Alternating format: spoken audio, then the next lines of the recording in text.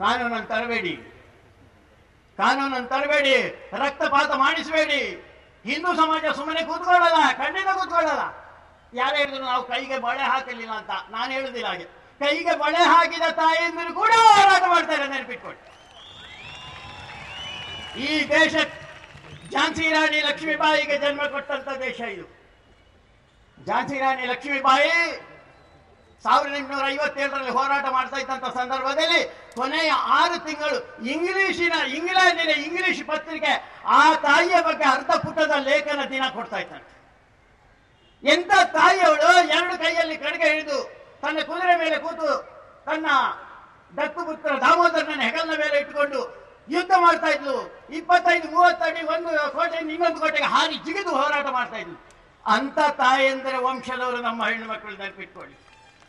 ಅಬ್ಬಕ್ಕನ ವಂಶದವರು, ಕಿತ್ತೂರು ರಾಣಿ ಚೆನ್ನಮ್ಮನ ವಂಶದವರು, ಅಹಲ್ಯಾಬಾಯಿ ಹೋಳ್ಕರ್ ವಂಶದವರು ನಮ್ಮ ತಾಯಿ. ಅದಕ್ಕೆ ಬಳೆ ಅಂತ ಹೇಳಿಲ್ಲ, ಬಳೆ ಇಟ್ಟುಕೊಂಡು ಕೈಯಲ್ಲಿ ಕತ್ತಿ ಹಿಡ್ಕೊಂಡು ಹೋರಾಟ ಮಾಡುವಂತ ತಾಕತ್ತಿದೆ ನಮಗೆ. ಆ ಹಿನ್ನೆಲೆಯಲ್ಲಿ ಈ ಮಸೂದೆಯನ್ನು ತರಬೇಕು ಅಂತ ಯೋಚನೆ ಮಾಡ್ತಾ ಇರುವಂತ ಸೋನಿಯಾ, ನಿಮ್ಮ ಕೈಯಲ್ಲಿ ಬಳೆ ಇಲ್ಲ, ನಿಮ್ಮ ಹಣೆಯಲ್ಲಿ ತಿಲಕವೂ ಇಲ್ಲ, ನಮ್ಗೆ ಗೊತ್ತು. ಇಲ್ಲಿ ಯಾರನ್ನು ಕೂಡ ತಿಲಕ ಇಲ್ಲದ ಹಾಗೆ, ಬಳೆ ಇಲ್ಲದ ಹಾಗೆ ಮಾಡ್ಲಿಕ್ಕೆ ಹೊರಡಬೇಡಿ. ಇಲ್ಲಿ ಮತಾಂತರ ಮಾಡಿ ಇದನ್ನು ಕ್ರಿಶ್ಚಿಯನ್ ದೇಶ ಮಾಡಲಿಕ್ಕೆ ಬಿಡಲ್ಲ. ನೀವು ಆ ರಾಜಶೇಖರ ರೆಡ್ಡಿ ಒಟ್ಟಿಗೆ ನಮ್ಮ ತಿರುಪತಿ ತಿಮ್ಮಪ್ಪನಿಗೆ ಕ್ರಾಸ್ ಹಾಕಲಿಕ್ಕೆ ಹೊರಟ್ರಿ, ಹೋಗೇ ಬಿಟ್ಟವು. ಆಗೋದಿಲ್ಲ. ಇದು ಧರ್ಮದ ದೇಶ, ದೇವರ ದೇಶ, ಇದು ಕರ್ಮಭೂಮಿ. ಇಲ್ಲಿ ಅನ್ಯಾಯ ಮಾಡಿದ್ರೆ ಅವನು ಉಳಿಯಲ್ಲ ಅವನು. ಅದಕ್ಕೋಸ್ಕರ ಈ ದೇಶದಲ್ಲಿ ಧರ್ಮದ ರಾಜಕಾರಣ ನಡಿಬೇಕು. ಅನ್ಯಾಯದ ರಾಜಕಾರಣಕ್ಕೆ ಇಲ್ಲಿ ಬೆಂಬಲ ಇಲ್ಲ. ಅನ್ಯಾಯ ಮಾಡುವವರಿಗೆ, ಮೋಸ ಮಾಡುವವರಿಗೆ ಇಲ್ಲಿ ಜಾಗ ಇಲ್ಲ. ನಾನು ಕಳೆದ ಬಾರಿ ಹೇಳಿದೆ, ಅನೇಕರು ಹೇಳ್ತಾ ಇದ್ರು ಸೋನಿಯಾ ಆಯೇ ದೇಶ ಬಚಾಯೇ ಅಂತ ಆ ಚೇಲಗಳು ಹೇಳ್ತಾ ಇದ್ರಲ್ಲ. ಇವತ್ತು ನಾವು ಹೇಳ್ತಾ ಇದ್ದೇವೆ ಸೋನಿಯಾ ಜಾಯೇ ದೇಶ ಬಚಾಯಿ. ಈ ದೇಶದಲ್ಲಿ ನೀವು ಬೇಡ ನಮಗೆ. ಮೊನ್ನೆ ಹೋಗಿದ್ರಲ್ಲ, ಎಲ್ಲಿಗೆ ಹೋಗಿದ್ರಿ ಅಂತ ಗೊತ್ತೇ ಇಲ್ಲ. ಸೌಖ್ಯ ಇಲ್ಲ ಅಂತೆ. ಸೌಖ್ಯ ಇಲ್ಲದ್ರೆ ಏನು ಸೌಖ್ಯ ಇಲ್ಲ ಅಂತ ಗೊತ್ತಾಗಬೇಡ್ವಾ? ಅಷ್ಟು ಗುಟ್ಟಿನ ಅಸೌಖ್ಯ ಎಂಥದ್ದು ನಮಗೆ ಗೊತ್ತಿಲ್ಲ ಏನು ಅಂತ. ನೆಹರೂರವರಿಗೆ ಹೀಗಾಗಿತ್ತು. ನೆಹರೂರವರು ಕೊನೆಗೆ ಸತ್ತಿರೋದು ಗುಟ್ಟಿನ ಅಸೌಖ್ಯದಿಂದ. ಅದು ಪೇಪರ್ ಓದಿ ನೀವೇನು ಅಂತ ಗೊತ್ತಾಗ್ತದೆ. ಅದಕ್ಕೋಸ್ಕರ ಈ ದೇಶದಲ್ಲಿ ಯಾವುದೋ ದೇಶದಿಂದ ಬಂದಂಥವ್ರು ಅಕ್ಕ ನಿವೇದಿತ ಬಂದಿದ್ದಾರೆ, ಅನ್ನಿ ಬೆಸೆಂಟ್ ಬಂದಾರೆ. ಹಾಗಾಗ್ರಿ ನೀವು ಅದು ಬಿಟ್ಟು ಮೋಸದ ರಾಜಕಾರಣ ಇಲ್ಲಿ ಮಾಡ್ತೀರಾ, ಇದನ್ನು ಕ್ರಿಶ್ಚಿಯನ್ ಮಾಡಿಕೊಂಡಿದ್ದೀರಾ? ಸಾಧ್ಯವಿಲ್ಲ. ಇದೊಂದು ಮೃತ್ಯುಂಜಯ ದೇಶ ನೋಡಿ.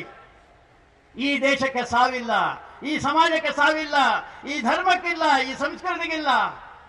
ಅದಕ್ಕೋಸ್ಕರ ಅಂತ ಒಂದು ಮೃತ್ಯುಂಜಯ ದೇಶದಲ್ಲಿ ಮೃತ್ಯುಂಜಯರಾಗಿ ಬದುಕಲಿಕ್ಕೋಸ್ಕರ ಹಿಂದೂ ಸಮಾಜ ಎದ್ದು ನಿಂತಿದೆ. ಅದಕ್ಕೋಸ್ಕರ ಈ ಕಾನೂನು ತರಬೇಕಾದ್ರೆ ಮತ್ತೆ 10 ಬಾರಿ ಯೋಚನೆ ಮಾಡಿ. ಈ ಅವಧಿಯಲ್ಲಿ ತರಬೇಡಿ, ಆ ಕಾನೂನನ್ನು ಯಾವಾಗಲೂ ತರಬೇಡಿ. ಈ ದೇಶದಲ್ಲಿರುವಂತಹ ಹಿಂದೂಗಳಿರಲಿ, ಮುಸಲ್ಮಾನರಿರಲಿ, ಕ್ರಿಶ್ಚಿಯನ್ರಿರಲಿ ಒಟ್ಟಿಗೆ ಬದುಕುವಂತ, ಸಾಮರಸ್ಯದಿಂದ ಬದುಕುವಂತ ಒಂದು ವ್ಯವಸ್ಥೆಯನ್ನು ಮಾಡುವಂತ ಕೆಲಸವನ್ನು ಈ ದೇಶದ ನಾಯಕರು ಮಾಡಬೇಕು. ಅದರ ಮುಖಾಂತರ ಅತ್ಯಂತ ಶ್ರೇಷ್ಠವಾದಂಥ, ಶಕ್ತಿಶಾಲಿಯಾದಂಥ ರಾಷ್ಟ್ರ ಜಗತ್ತಿನಲ್ಲಿ ತಲೆ ಎತ್ತಿ ಮೆರಿಬೇಕು. ಜಗತ್ತಿನ ಎಲ್ಲ ಜನರಿಗೆ ಸುಖ ಕೊಡಬೇಕು. ಅಂತಹ ತಾಯಿ ಭಾರತಿ ಅತ್ಯಂತ ಎತ್ತರದ ಜಾಗದಲ್ಲಿ ಕೂತು ಎಲ್ಲರಿಗೂ ಸುಖ, ಶಾಂತಿ, ನೆಮ್ಮದಿಯನ್ನು ಕೊಡುವಂತ ಕಾಲಘಟ್ಟ ಬರಲಿ. ಅದಕ್ಕೋಸ್ಕರ ಬಂದು ಸೇರಿದಂತ ಬಂಧುಗಳೇ, ನಿಮ್ಮಲ್ಲಿ ಮತ್ತೊಮ್ಮೆ ವಿಜ್ಞಾಪನೆ. ಈ ಕಾನೂನು 100ಕ್ಕೆ 98ರಷ್ಟು ಜನಕ್ಕೆ ಗೊತ್ತಿಲ್ಲ. ಮೊನ್ನೆ PP ಹೆಗ್ಡೆಯವರು ಒಂದು ಲೇಖನ ಬರೆದಿತ್ತು.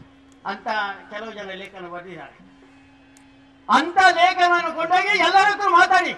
ಇಲ್ಲಿಗೆ ನಿಲ್ಲಿಸಬೇಡಿ. ಸ್ವಾಮೀಜಿಯವರು ನನ್ನ ಹತ್ರ ಕೇಳಿದ್ರೆ ಮುಂದೇನು ಮಾಡ್ತೀರಾ ಅಂತ ಮನೆ ಮನೆಗೆ ಈ ವಿಚಾರವನ್ನು ಮುಟ್ಟಿಸಿ. ಇಂಥ ಅತ್ಯಂತ ಘೋರವಾದಂಥ ಹಿಂದೂ ಸಮಾಜವನ್ನು ದಮನ ಮಾಡುವಂಥ ಒಂದು ಕಾನೂನು ತರುವಂಥ ಕೆಲಸವನ್ನು ಸೋನಿಯಾ ಮಾಡ್ತಾ ಇದ್ದಾರೆ. ಅದಕ್ಕೋಸ್ಕರ ಇಡೀ ಹಿಂದೂ ಸಮಾಜ ಎದ್ದು ನಿಲ್ಲಬೇಕು. ಅಲ್ಲಲ್ಲಿ ಎಚ್ಚರಿಕೆಯಾಗಿ ಪ್ರತಿಯೊಂದು ಮನೆ ಇದಕ್ಕೆ ತಯಾರಾಗಬೇಕು, ಪ್ರತಿಯೊಂದು ಮನೆ ಇದಕ್ಕೆ ತಯಾರಾಗಬೇಕು ಅಂತ ಹೇಳುವಂಥ ದೃಷ್ಟಿಯಲ್ಲಿ ತಾವೆಲ್ಲರೂ ಈ ಕಾರ್ಯವನ್ನು ಮುಂದುವರಿಸಬೇಕು ಅಂತ ಪ್ರಾರ್ಥನೆ ಮಾಡಿ ತಮ್ಮೆಲ್ಲರಿಗೂ ವಂದಿಸಿ ನಾನು ಮಾತನ್ನು ಮುಗಿಸ್ತಾ ಇದ್ದೇನೆ. ಜೈ ಶ್ರೀರಾಮ್.